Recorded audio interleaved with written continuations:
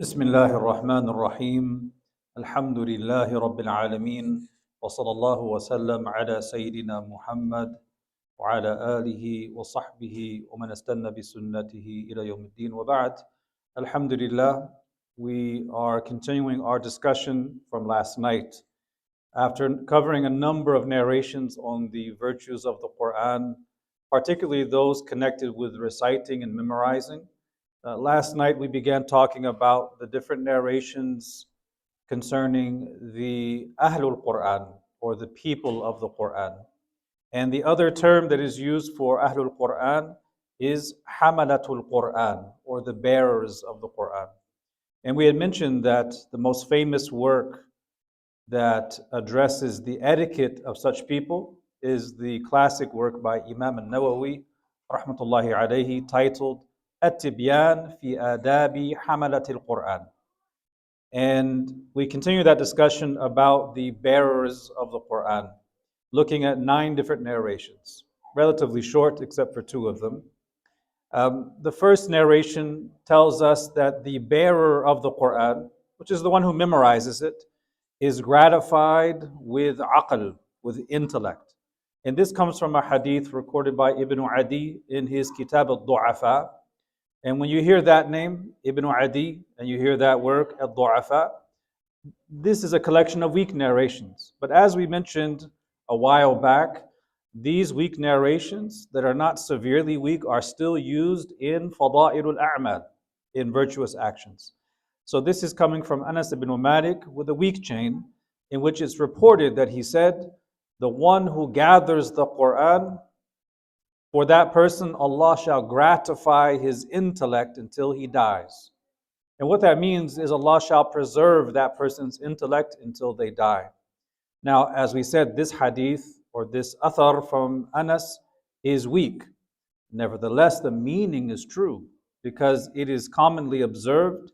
It's something that is mujarrab, as we say in Arabic, tried and true, that when a person dedicates their life to memorizing the Quran and serving the Quran, Allah preserves their intellect. They don't tend to suffer from dementia or things like that. The other narration is recorded by Ibn Najjar, and he relates an athar from Abdullah ibn Umar radiallahu anhuma, who says, the bearers of the Quran, Hamalatul Quran, they are the awliya of Allah. They are the friends of Allah. So anyone who takes them in enmity has taken Allah in enmity, and anyone who takes them as allies has taken Allah as an ally. So here the importance of honoring the Hamalatul Quran. And the next narration is recorded by Al-Imam Ad-Daylami in his Musnad al-Firdaus. And this comes from Sayyiduna Ali ibn Abi Talib radiyallahu anhu. And he relates that the Prophet sallallahu alaihi wasallam said, indeed, the Hamalatul Quran, the bearers of the Quran, are beneath the shade of Allah on a day in which there is no shade other than His, in the company of the prophets and the elect. Now, most of us know the famous hadith about the 7 types of people who will be shaded beneath the throne on the day of judgment when there is no shade but the shade of Allah's throne.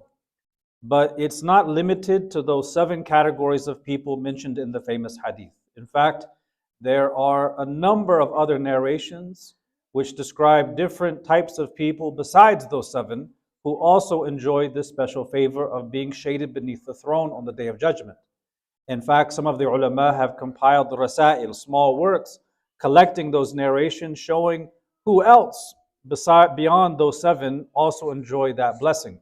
And among them, as you see in this narration, the Hamalatul Quran, the bearers of the Quran. Not only will they be beneath the shade of the throne on the day of judgment, according to this narration, they will be in the company of the prophets and the elect. The next narration talks about another virtue of Hamalatul Quran, the bearers of the Book of Allah, and that is their shafa'ah, their intercession. The fact that Allah Ta'ala allows them to intercede for some of their family members who are destined for a temporary punishment in hell, to get out of that situation. And this is in a hadith recorded by Imam al-Tirmidhi from Ali ibn Abi Talib radiallahu anhu, who relates that the Prophet sallallahu alaihi wasallam said, "Whosoever recites the Quran from memory and upholds as halal what it has made halal, and upholds as haram what it has made haram, Allah shall admit him into paradise and allow him to intercede for 10 of his family who have earned hell." So this is one hadith of a few that talk about the shafa'ah or the intercession that Allah allows for those who have memorized the Quran. In addition to being beneath the shade of Allah and being from the awliya of Allah and being gratified with intellect and interceding, we know from another narration that the Ahlul Quran are described as the knowers, the people of deep knowledge among the people of paradise. And this is found in a hadith recorded by Imam al-Tabarani in his Mu'jam from Husayn ibn Ali radiallahu anhuma, who said, "The bearers of the Quran are the knowers of the people of paradise on the day of judgment." So on the day of judgment, people are of different categories. And the people of the Quran will be in the category of those who are arifun, people of deep knowledge. So these narrations, these 5 narrations we've just presented, talk about the virtues of one who is described as Hamidul Quran, one who has memorized the book of Allah. In addition to these, there are some narrations that talk about how others are supposed to honor these individuals. And as we said last night, honoring Ahlul Quran is from honoring the sha'air of Allah, the sacred symbols of Allah. The hadith in Bukhari tells us from Sahl ibn Sa'ad radiallahu anhu, he mentions a story. He says that one day, as he was sitting with some of the companions in the presence of the Prophet sallallahu alaihi wasallam, a woman stood up and she offered herself in marriage to the Prophet sallallahu alaihi wasallam. You imagine, they're in a gathering and she comes and stands up and offers herself in marriage. The Prophet ﷺ did not say no, he kept quiet. But he didn't want to marry her. But doesn't want to break her heart either by saying no. So he remained silent. So she stands up a second time and makes a second offer for marriage, asking him to take her in marriage. And again, she gets no reply. Then she stands up a third time with the same marriage offer. And when she stood up the third time, everyone in the crowd, they knew what was going on. He doesn't want to marry her. So one of the Sahaba took advantage of that opportunity. And he stood up and he said, "Ya Rasulullah, marry her to me." And the Prophet ﷺ asked that Sahabi, "Do you have anything to give her as a mahr, as a bridal gift?" And this man was poor. He said, "No, I don't have anything." And the Prophet ﷺ told him, "Go and look for something to give, even if it's just an iron ring. Not a diamond ring, not a gold ring, even if it's just an iron ring." So he goes out and he's looking for an iron ring or anything of similar value, but he comes back and he says, "I couldn't find anything, not even an iron ring." And so the Prophet ﷺ says to him, "Do you know anything of the Quran?" And he says, "I know chapter such and chapter such and such." And the Prophet ﷺ said, "Go, for I have married her to you for what you know of the Quran." So what that means is the mahar is that he teaches her that chapter of the Quran. And this was well known in their time. In another narration, and this narration is not a hadith, it's an athar, meaning it's a statement attributed to a Sahabi. This is recorded by Mullah Ali al-Qari, the famous Afghani scholar of Qira'at and Hadith and Arabic who lived in Mecca. He mentions in his commentary on Mishkat al-Masabih, Mirqat al-Mafatih, he mentions an athar from Imam Ali radiyallahu anhu. And this is a famous narration from Imam Ali, and you find it in many of the books of tafsir, many of the books that explain the virtues of the Quran. It's a very eloquent statement in Arabic. The English does not do it justice, but he says, the Quran is superior to everything besides Allah. So whoever respects the Quran has respected Allah, and whoever disrespects the Quran has belittled the right of Allah. The Quran is an intercessor whose intercession shall be accepted. Shafi' wa mushaffa'. So it intercedes and its intercession shall be accepted. It is an advocate whose advocacy is accepted. Whoever takes it as a leader, an imam, shall be led by it to Jannah, and whoever puts it behind him will be driven by it to the hellfire. The bearers of the Quran are surrounded by Allah's mercy and have acquired the light of Allah. Allah will take an enmity, anyone who takes an enmity, those who study the speech of Allah. And whoever takes them as allies, Allah takes them as allies. The evil of the world is averted from the one who listens attentively to the Quran, while the tribulation of the hereafter is averted, kept away from the one who recites the Quran. It is better for one to listen attentively to a single verse of the book of Allah than to have Mount Seir in gold, which is a large mountain. The reward of the one who recites a single verse from the book of Allah is greater than everything beneath the canopy of the heavens. Verily, within the Quran, there is a chapter that is tremendous in the sight of Allah. Its companion is called noble in the sight of Allah, and its companion will intercede on the day of rising for more people than all of Rabi'a and Mudar, the two largest Arab tribes. It is Surat Yasin. This is an athar from Imam Ali radiallahu anhu. Another virtue of those who memorize the Quran is that they have a dua that is mustajab, a dua that is answered.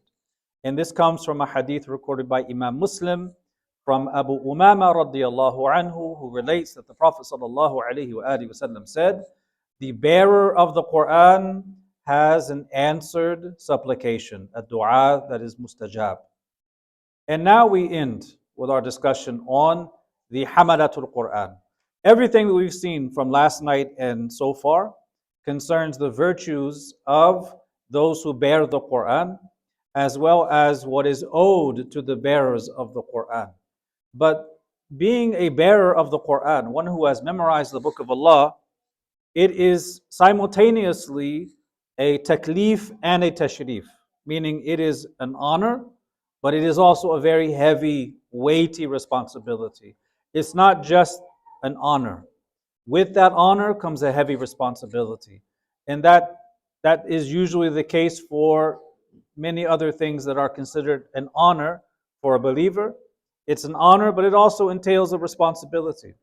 And so just as we have certain adab or etiquettes towards those who bear the Quran, there are certain etiquettes that they have to uphold as well.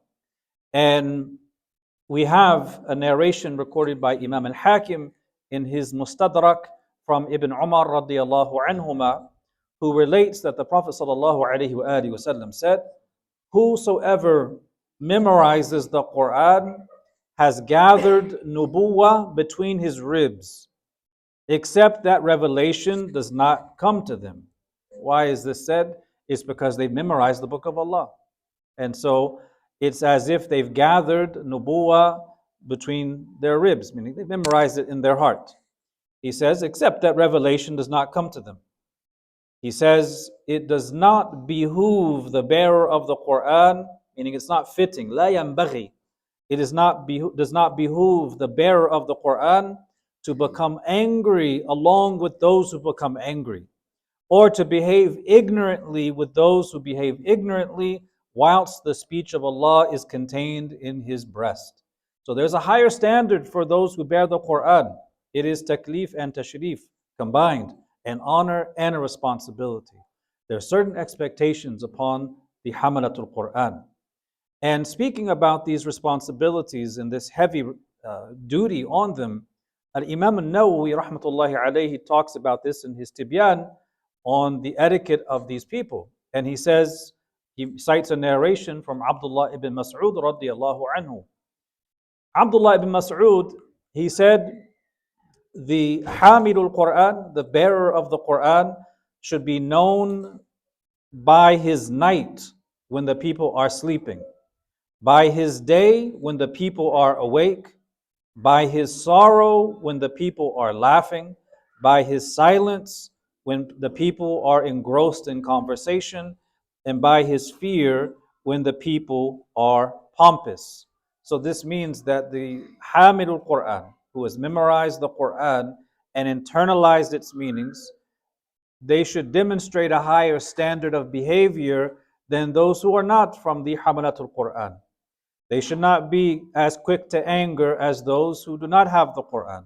They should not behave ignorantly and insolently and rudely as others might behave.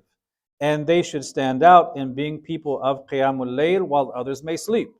And they should be known in the day as being different from those who do not have that great honor. This is a high expectation. And the reality is, we're all human beings. And even among those who memorize the entire Quran, not all of them are able to live up to that high responsibility. That is a fact. When you look in the early works of our scholars from the early Islamic tradition, you find that just as there are all these narrations which praise those who bear the Quran, there's also lots of narrations that criticize those who bear the Quran for not being able to live up to the high standard. Imam Abu Sulaiman al-Khattabi, rahmatullahi alayhi, in his Kitab al-Uzla, he has a whole chapter about those who were, they're in the madrasa memorizing Quran, but they haven't internalized it.